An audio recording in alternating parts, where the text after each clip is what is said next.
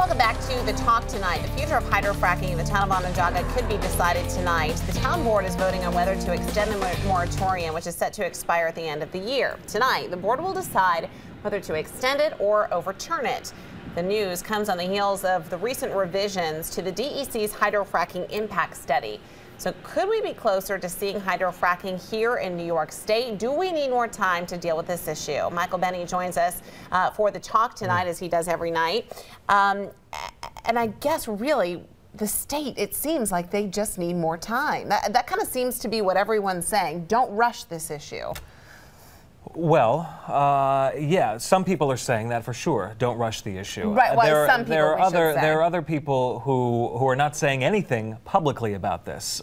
One of them is the governor, who I think has had one 7-second response to every single question reporters all over the state have been asking him about hydrofracking for almost a year now, give or take a couple of months, and that is, we're going to let the state DEC and the regulators do their work and put together what the future of this looks like. That's not saying much from a governor who has not shied away from speaking out and speaking his mind and you could argue his heart on a lot of controversial issues, most notably as a social issue, gay marriage. Yeah. But gay marriage took less time than hydrofracking, and hydrofracking's impact could, if you believe the critics of this, have some significant health ramifications. And that's really, I think, at the crux of all of this. Yeah, you know, Katie Corrado, who's covering the story for us tonight, we were talking in the newsroom, you know, what really is the point of these towns or villages getting involved in this conversation, you know, if the state has this moratorium on it?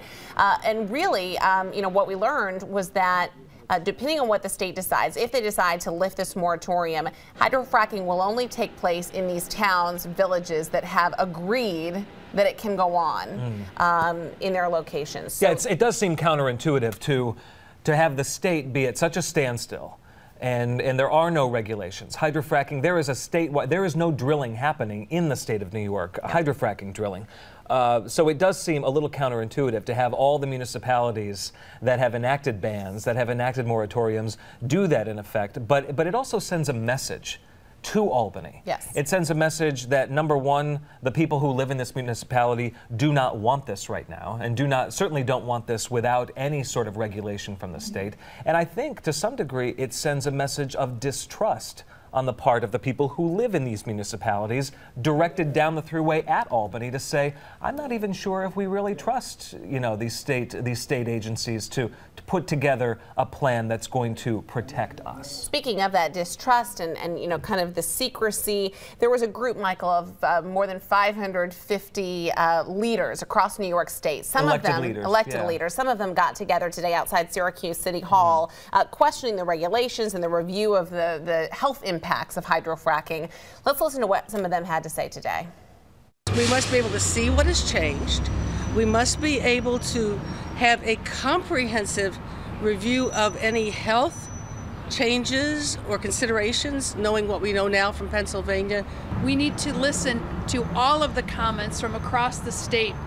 Once we have all of that, we will have a better dialogue and we can make better decisions. But before that happens, there should be no action on hydrofracking whatsoever. It's interesting that Gene Kessner, the Common Councilor at Large for the city, was one of the speakers today. Gene has a long history of environmental reporting.